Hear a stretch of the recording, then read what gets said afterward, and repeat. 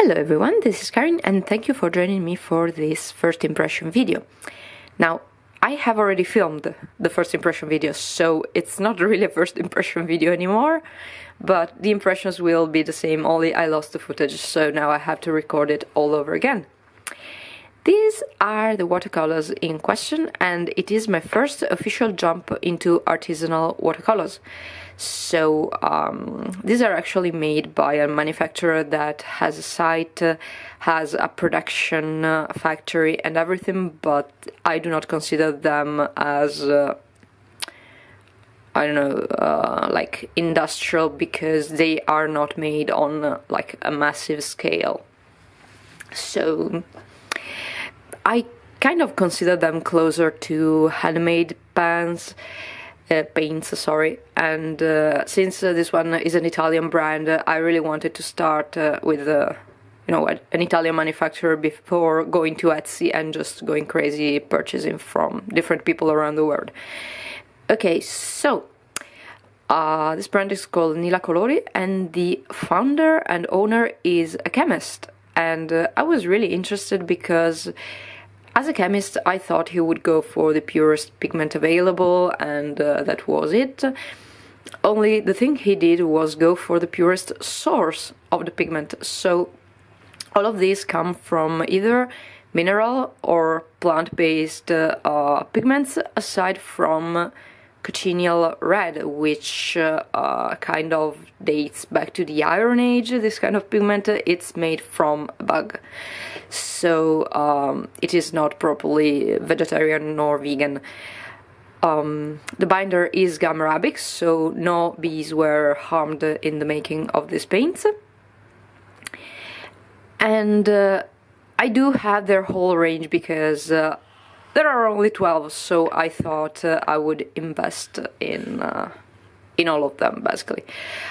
They do have the option of purchasing just the wooden box with these 8 colors, but I bought the other ones as well to have the full set.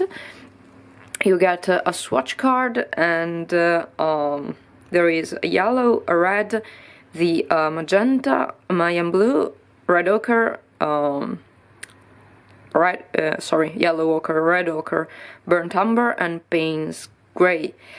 So these are very like natural landscape oriented as a palette. The ones I purchased extra are indigo.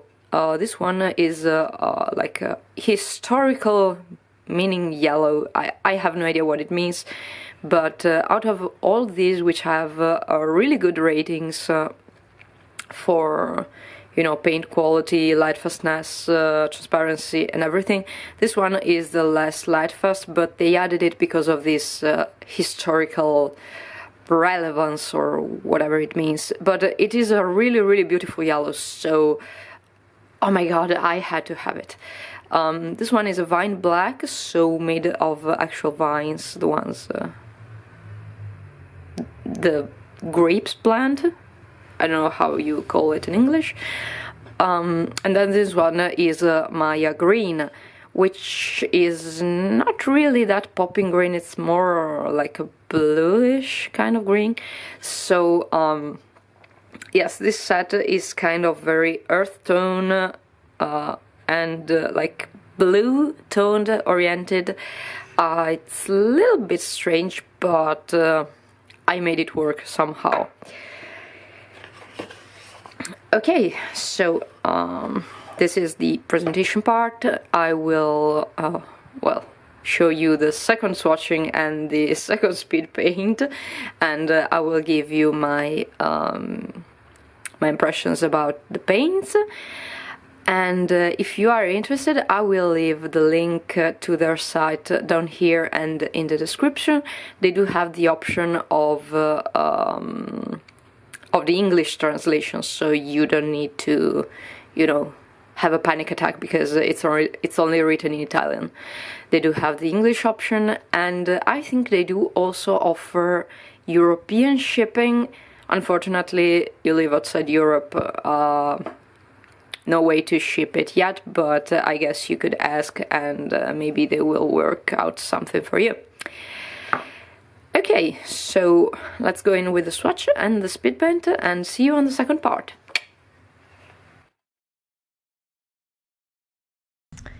Okay, so I managed to lose the footage of the swatching as well. So here you see all the swatches already and me pointing out which swatch belongs to which pans. And you see that a lot of the darker colors do actually have a very bright pigments. So it was one of the things I was worried about when I first saw the pans, that all of them would be black, but that did not happen. So this is the small sketch I made to try out for the second time the paints.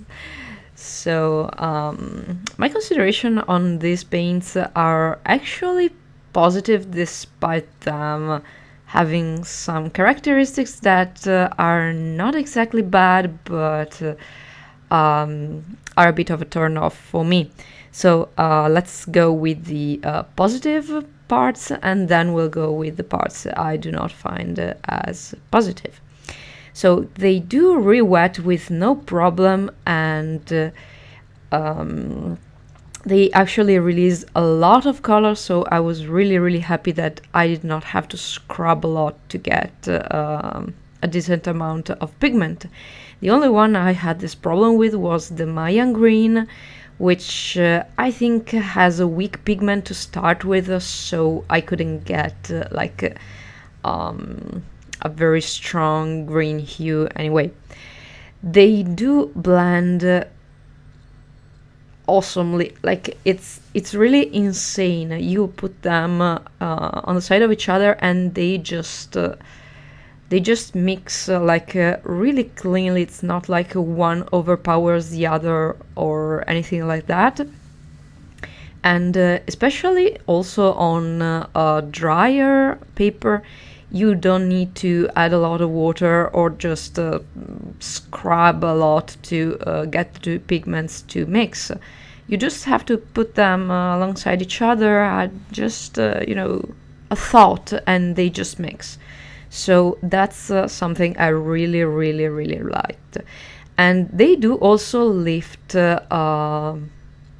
very good, so they're not exactly that staining, at least the ones that I did try to lift. So this is always a plus for me, because I can be a very messy colorer, so sometimes I just need to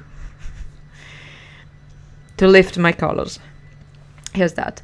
And the palette, I think all the mixes are very good for landscape paintings, but I mean, and here we pass on the less positive aspects of this palette for me. I do like my vibrant colors, and I like a little bit more variation to do my mixes, because this is very, and you can see it from swatches, very brown and very bluish oriented. So earth tones, you can get awesome earth tones, and they do really mix beautifully. But I do miss my bright red, I do miss my bright greens, and it is very hard to mix them with this palette. Another thing I do not really like about these paints is that most of them have some sort of granulation. And I know this is kind of normal, because they're mineral or plant-based, so it is a normal thing for them to have some sort of granulation. But if you have been watching my videos, you know I don't like a lot of granulation. But I think that having a palette that kind of has mainly granulating colors is making me accept them a little bit more, just because since they do all granulate, it's not like one overpowers the other, which is basically what happens when you have a granulating color and a non-granulating color mixing together. So since they both granulate, it's like the granulation fights against each other and just it's not disappears, but it's not that noticeable. So that's something I appreciated.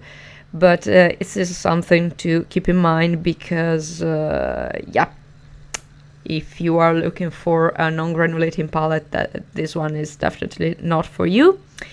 Also, one of the things that I don't really like about them is that the red mixes do turn out very muted, and so there is no chance in hell of getting a good orange mix. And orange is my favorite color. I love mixing orange and I love using orange, so yeah, this palette's purpose is going to be mostly either landscape or I don't know, like messy illustrations that I want to look like old illustrations, if that makes sense. But all in all, it was a positive experience with this palette, and I really enjoyed it. So I'm looking forward to try some more handmade watercolors and see what happens with those. Thank you for being with me. This is the end of the video, and until next time, bye.